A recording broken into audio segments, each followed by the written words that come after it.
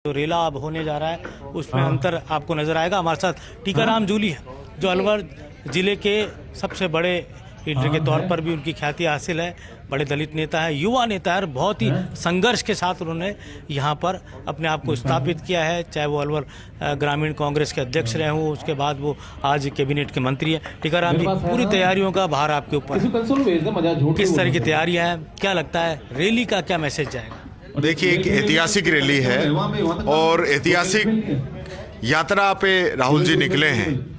आज तक कभी इतनी बड़ी यात्रा किसी ने नहीं की होगी, इतने लोगों के साथ। जिस रैली यात्रा के अंदर लाखों लोग चल रहे हों, उसमें मैं समझता हूं। और सबसे बड़ी भावना जो है, जो देखने को मिली है, लोगों की भावना है। दिल से लोग राहुल जी को चाह रहे हैं, प्यार कर रहे हैं, उनको देखना चाहते हैं, उनके साथ चलना चाहते हैं, उनको सहयोग करना चाहते हैं। आज आप देखेंगे किस प्रकार से जो देश का एक दो वातावरण जो एकदम भारतीय जनता पार्टी की सरकार आने के बाद में चेंज हुआ है, उसको वापस जो हमारे इस देश की संस्कृति है, परंपरा है, यहाँ की रीति नीति है, प्यार प्रेम और भाईचारा, वसुदेव कुटुंबकम की, कि सब लोग मिलके यहाँ रहे हैं।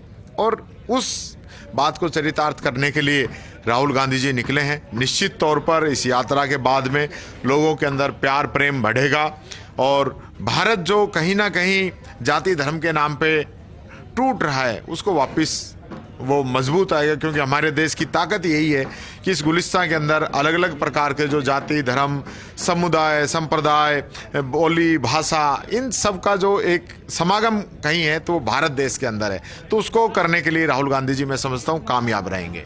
टीकाराम जी, आप खुद यहाँ के जनप्रतिनिधि हैं, किस तरह से, क्योंकि मल्लिकार्जुन खड़गे भी जो देश के बड़े दलित नेता हैं, कांग्रेस पार्टी के राष्ट्रीय अध्यक्ष हैं, पहली दफ़ा वो किसी सार्वजनिक सभा में राजस्थान में अपना उद्बोधन देने आ रहे हैं, तो एक मैसेज वो भी देखेंगे राजस्थान की इस धरा पर, ये भी देखेंगे कि कितनी जड़ें गहरी हैं कांग्रेस की अलवर की इस धरती पर।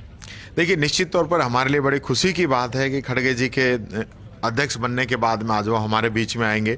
और वो भी एक शुरुआत, जमीनी नेता हैं, ज़मीन के स्तर से उन्होंने शुरुआत करके यहाँ तक वो पहुँचे हैं और आज इतनी बड़ी जिम्मेदारी कांग्रेस पार्टी ने उनको दी है। निश्चित तौर पर खड़गे जी के बनने के बाद में रेगुलर वो मीटिंगें कर रहे हैं और पार्टी काफ़ी, अभी आप देखेंगे हिमाचल के अंदर भी पार्टी को जीत मिली है, उपचुनाव राजस्थान का था उसमें भी जीत मिली है। तो एक पार्टी के अंदर जोश भी आया है, करंट भी आया है, राहुल जी की यात्रा अलग चल रही है। तो मिला के मैं समझता हूँ आने वाले जो समय है, टीकाराम जी, अलवर को बहुत ज़्यादा वेटेज मिला इस सरकार के अंदर। आप दो तो कैबिनेट मंत्री हैं, कांग्रेस संगठन में भी बड़ा वेटेज है, और साहब जनरल सेक्रेटरी हैं, जुबेर खान साहब सेक्रेटरी हैं। तो अलवर की इस धरा पर ये कहा जा सकता है कि और भी कई राजनीतिक नियुक्तियां भी यहाँ पर, एक तरह से अलवर का समावेश बड़ा ज़्यादा है मौजूदा गहलोत सरकार में। तो क्या सीएम गहलोत ने इतना कुछ अलवर को दिया है? आप खुद इतने बड़े पोर्टफोलियो के साथ मंत्री हैं, जो एक भावना होनी चाहिए सोशल वेलफेयर की अशोक गहलोत को, उसको पूरा करने का काम आप कर रहे हैं। देखिए, 94 लाख लोगों को पेंशन दे रहे हैं वेलफेयर के अंदर, बुजुर्गों को, माता बहनों को, दिव्यांगों को स्कूटी दे रहे हैं, बच्चों को स्कॉलरशिप दे रहे हैं। कोई ऐसा समाज का ऐसा तबका जिसको कहीं ना कहीं सरकार की आवश्यकता है, उसके साथ हम खड़े हैं। आप यहाँ पीछे देखेंगे कोर्ट बन रहा है, आप सामने देखेंगे नई हाईवे का काम चल रहा है, आप इधर राइट में देखेंगे 100 करोड़ की दूसरी हाईवे, और जहाँ ये सभा स्थल हो रहा है यहीं पे बाईपास का वो रोड निकल रहा है इसी जगह से। अगर हम यहाँ से राइट में देखेंगे 3 किलोमीटर आगे यहाँ का कॉलेज जो है 6 करोड़ रुपए की लागत से उसका काम वहाँ पे चल रहा है। इसी मालाखेड़ा कस्बे में जहाँ मीटिंग हो रही है, यहाँ पे तहसील ऑफिस, यहाँ पे एसडीएम ऑफिस, यहाँ पे कोर्ट, यहाँ पे 50 बेड का हॉस्पिटल, यहाँ पे सीआई स्तर का थाना, यहाँ पे कॉलेज, यहाँ पे पंचायत समिति, यहाँ पे मैं कहना चाहूँगा ये आपका इंडस्ट्रियल एरिया, यहाँ पे पेंशनर्स के लिए उनकी दुकान, यहाँ पे आप थोड़ा सा आगे 5 किलोमीटर जाएंगे तो आपको यहाँ पे यूनिवर्सिटी, यहाँ पे सैनिक स्कूल के लिए ज़मीन चिन्हित हो चुकी है। तो इतना जो विकास आप एक जगह पे देख रहे हैं, सिर्फ जिस कस्बे के अंदर मीटिंग हो रही है, मैं वहाँ की आपको 10 चीज़ें गिना सकता हूँ। तो आप ये देखिए पूरे एरिया के अंदर, पूरे प्रदेश के अंदर जिस प्रकार से काम हुआ है, वो ऐतिहासिक काम है। और इसके लिए मैं कांग्रेस सरकार को, गहलोत जी को बहुत बहुत धन्यवाद देना चाहूँगा। कि एक बात और है टीकाराम जी, ये आरोप बीजेपी लगाती है अलवर में लॉ एंड ऑर्डर को लेकर। तो अब क्योंकि राहुल गांधी खुद यहाँ आ रहे हैं तो लॉ एंड ऑर्डर को लेकर क्या कहेंगे? देखिए, आरोप लगाना आसान है। इनकी पिछली बार सरकार थी राजस्थान के अंदर, सरकार थी दिल्ली के अंदर, अभी सांसद इनका है, दिल्ली के अंदर इनकी सरकार है।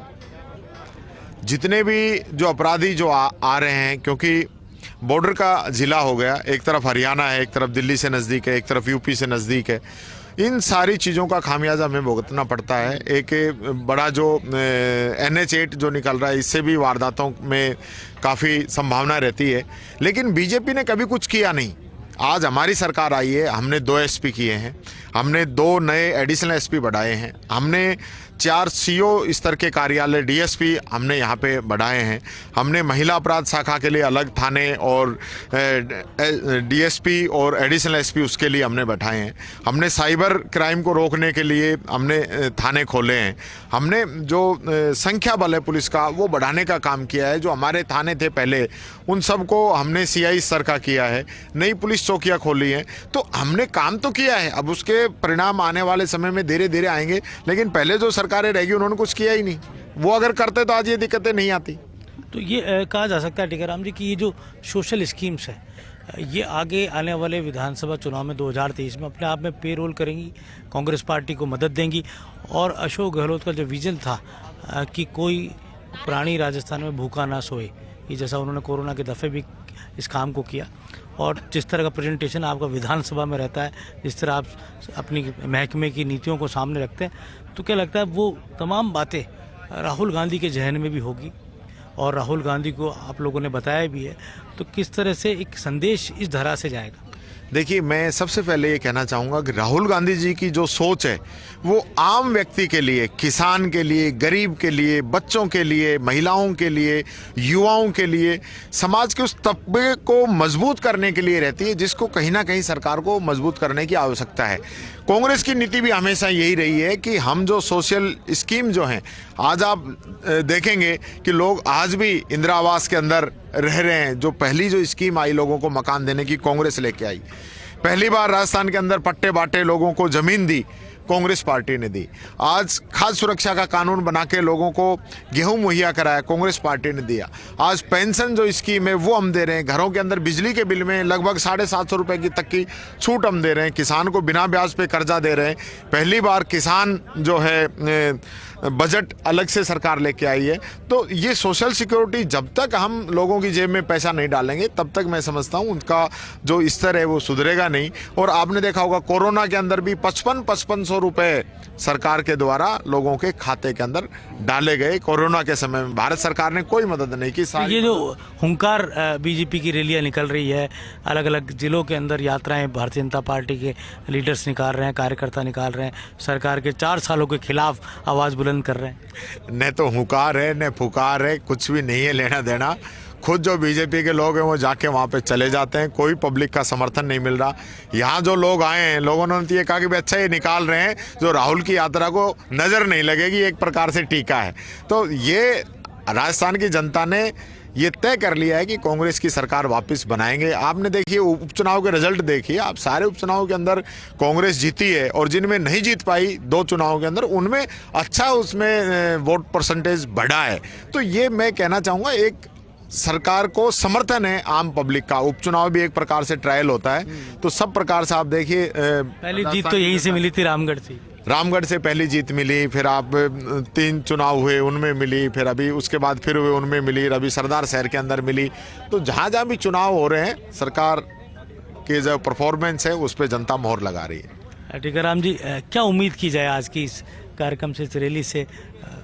2-3 लाख लोगों के आने की उम्मीद बताई जा रही है, तो आप क्या दावा करेंगे? आप यहाँ के नेता हैं। मैं दावा तो ये नहीं करूँगा, पर मैं चाहूँगा कि अपन बात 3 घंटे बाद करेंगे। रैली जब राहुल जी का आने का आपकी बसें देखी रास्ते में, पहले डबल यहाँ पे भीड़ हो चुकी होगी, और अभी कोई रैली का टाइम ही नहीं शुरू हुआ है। हमने जो पब्लिक को भी टाइम दिया ना वो 12:30-1 बजे का दिया है, क्योंकि राहुल जी यहाँ पे 1:30 और 2 बजे यहाँ पे आएंगे।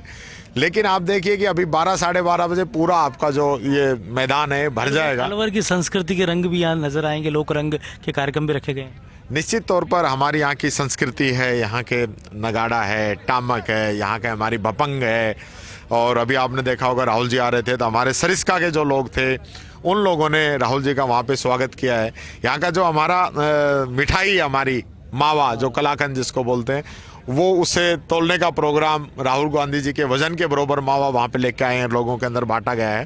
तो मैं समझता हूँ अलवर की संस्कृति, और अलवर तो वैसे भी अलवर से आप अल्लाह, वाहेगुरु, लॉर्ड और रब चारों जो हमारे धर्म हैं, बिना वो मात्रा का बिना मात्रा का जिला है। और मैं समझता हूँ सभी जाति, सभी धर्म, सभी संप्रदाय इसके अंदर मिल के रहते हैं। चलिए बहुत बहुत धन्यवाद। और टीकाराम जूरी जी की बात सुनी, जैसा अलवर का मावा है वैसी मिठास उनकी वाणी में यहाँ नज़र आई। और देख सकते हैं तस्वीरों के जरिए भी यहाँ पूरी पुलिस की व्यवस्था भी आप देख सकते हैं किस तरह से चाक चौबंद है, कानून व्यवस्था भी पूरी तरह चाक चौबंद है।